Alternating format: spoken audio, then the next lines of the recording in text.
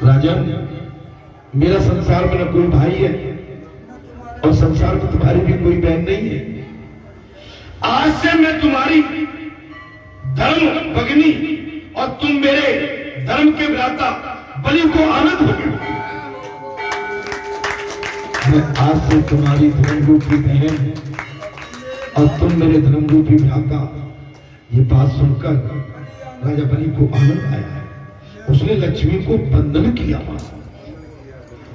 उसने राजा बलि ने लक्ष्मी जी के चरणों में प्रणाम और बंधन किया। उसे दुख था कि आज तक उसको कोई बहन मिली नहीं थी। घर बैठे बहन पहुंच गए। आपका उद्देश्य, आपका संकल्प, आपका सन्मार्ग, सत्य मार्ग, निष्ठावान, तप और तपस्या, साधना, आराधना का अगर लक्ष्य सही है तो आपको घर बैठे सब मिलेगा, कहीं भटकने की जरूरत नहीं। घर बैठे आपको आनंद की अनुभूति होगी।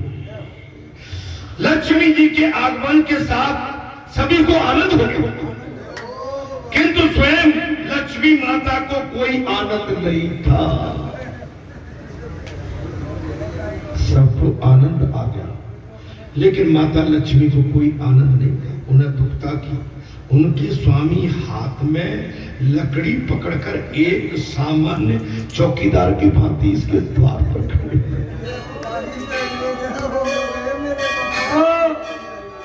उन्हें दुख इस बात का था, मेरे जगतपति, जगत के स्वामी सामान्य व्यक्ति के घर हाथ में एक लकड़ी का डंडा पकड़ के एक साधारण चौकीदार की भांति पहरा दे रहे।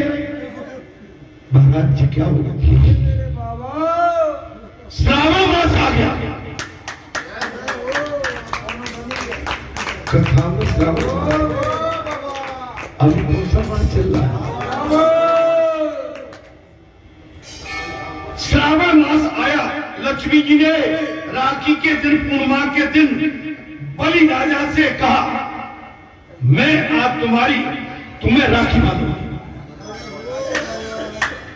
श्रावण मास आ गया।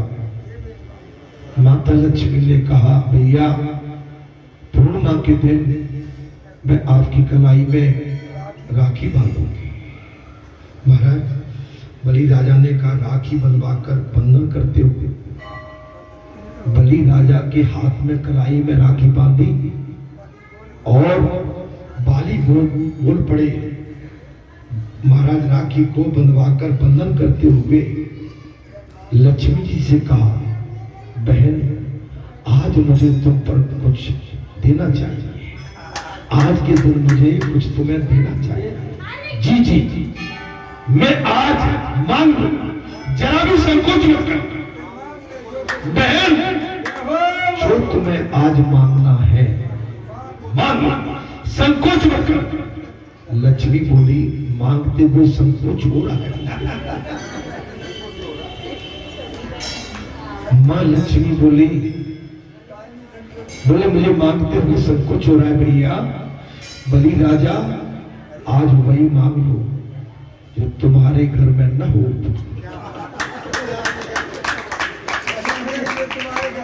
राजा बलि ने कहा, बहन आज मुझसे वही मांग लो जो तुम्हारे घर में न हो।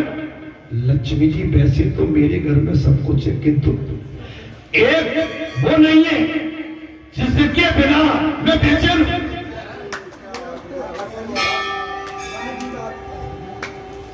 मेरे घर में सब कुछ है भैया, एक चीज नहीं है जिसके बगैर मैं बेचैन हूं। मुझे और कुछ नहीं चाहिए, अपने इस द्वारपाल को ही मुझे दे दो।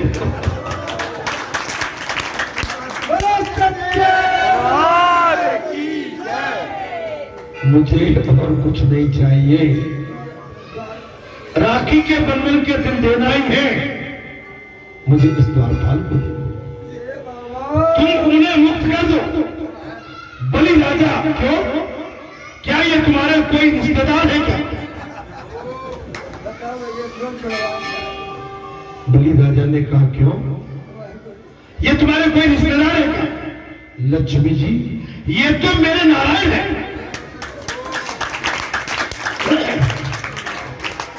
मां लक्ष्मी जी बोल पड़ी, ये मेरे तो नारायण है, मेरे सर्वस्व है, और नारायण चतुर्भुज रूप में प्रकट हो गए।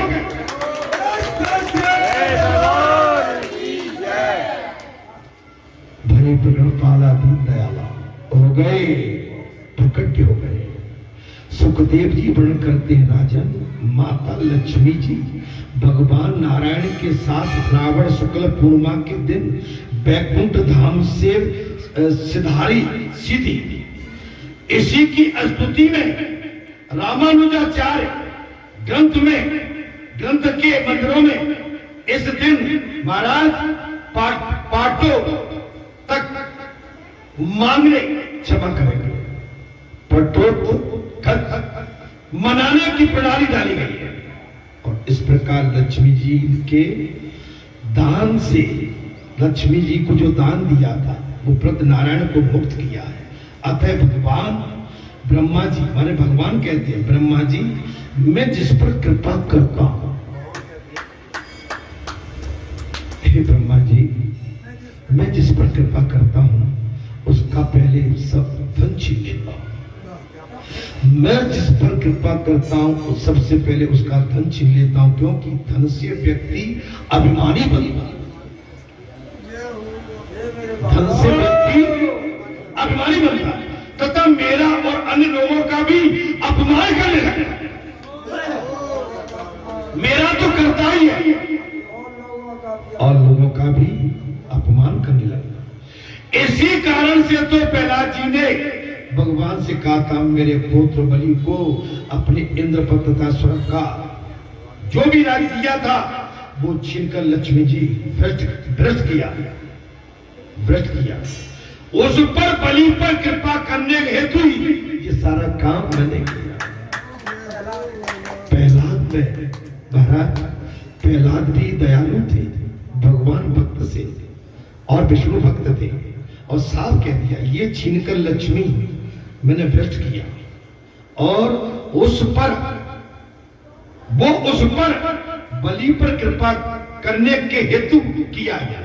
इस परम पवित्र बामन की पवित्र कथा समय अनुसार यथामति के सुनाई, और पितृ तिथि के दिनों में इसका पाठ करने से पितरों को सदगति भी प्राप्त होती है।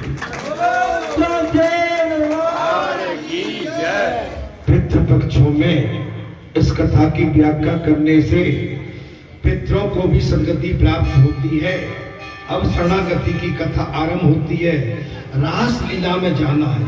यदि मन पर वासना का आवरण है तो श्री कृष्ण से मिलन नहीं हो। हमको रास मंडल में आना है, सत्संग में आना है, लेकिन संसार को समेटे तो भगवान से मिलन बिल्कुल नहीं हो पाएगा। वासना के नाश के लिए उपाय बताइए। वासना का नाश कैसे, इसका उपाय बताइए।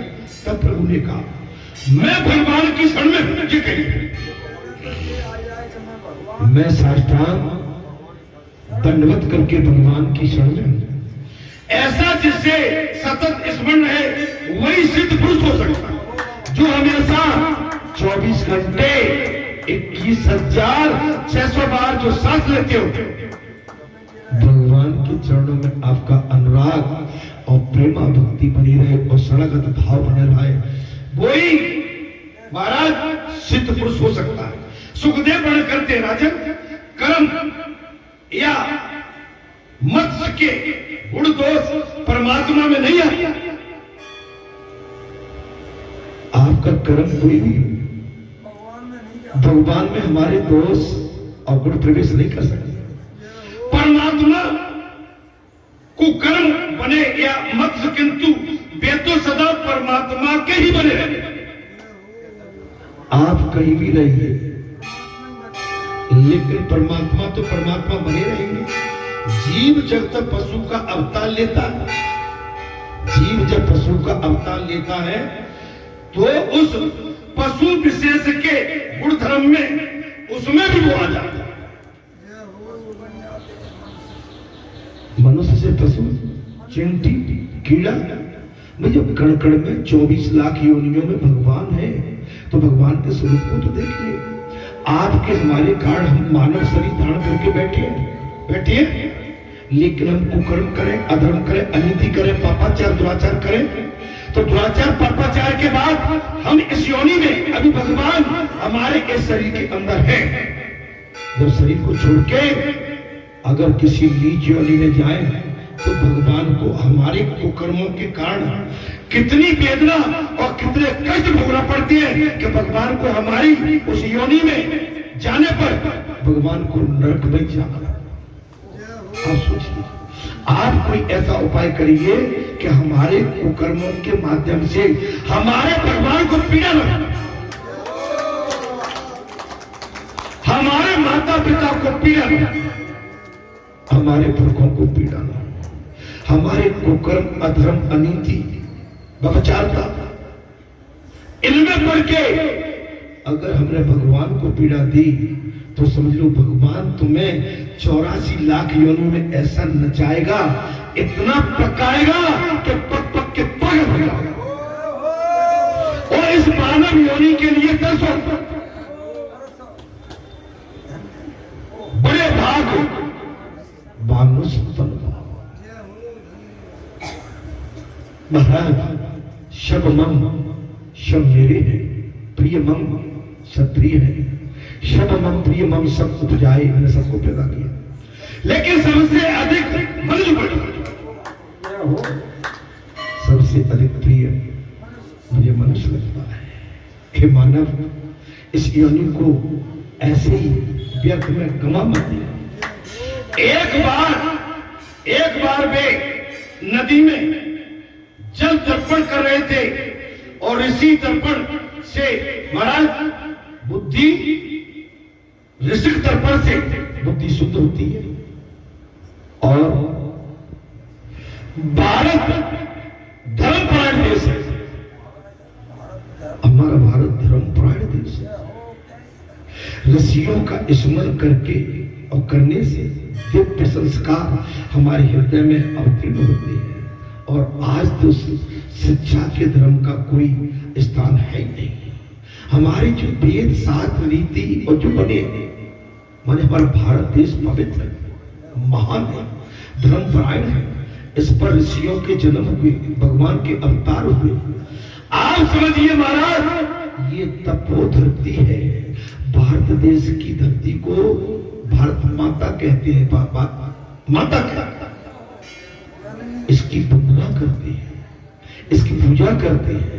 मैंने प्रातः काल ही कहा था कि आषाढ़ का महीना जैसा ही लगता है, हमारे किसान भाई हल उठा के सबसे पहले धरती माता की पूजा करते हैं। आषाढ़ का मास लगता है और 15 दिन धरती माता की जुताई, निदाई, बुनाई करते हैं। और 15 दिन कृष्ण पक्ष के बाद में शुक्ल पक्ष आता है, गुप्त माताएं आ जाती है 9 दिन के लिए आषाढ़ के महीने में। और गुप्त माताओं के बाद में गुरु पूर्णिमा आ जाती है, जो अभी पर्व निकला है आपका। और सावन का महीना लगता है, और सावन के महीने में मंगलवार के दिन घर बैठे श्रीमद् भागवत कथा, वो भी दान वीर बलि राजा की कथा अगर आपको घर बैठे मिल जाए, हमको अपने भाग्य की सराहना करें। हे संतो महात्माओं, मैंने जितना मेरा विवेक था, जो मेरी समझ थी, जिसको मैं समझ सकता था, उसी समझ के अनुसार मैंने जी राम कथा आपके सम्मुख कही है। मैं कोई इसमें बहुत बड़ा प्रचंड ज्ञानी ध्यानी नहीं हूं, लेकिन मेरी जितनी अपनी निजी और बाबा की प्रेरणा जो मुझे मिली, उसके अनुरूप मैंने मर्यादा में रह के इस कथा को कहने का प्रयास किया। अगर इस कथा का श्रवण पान आप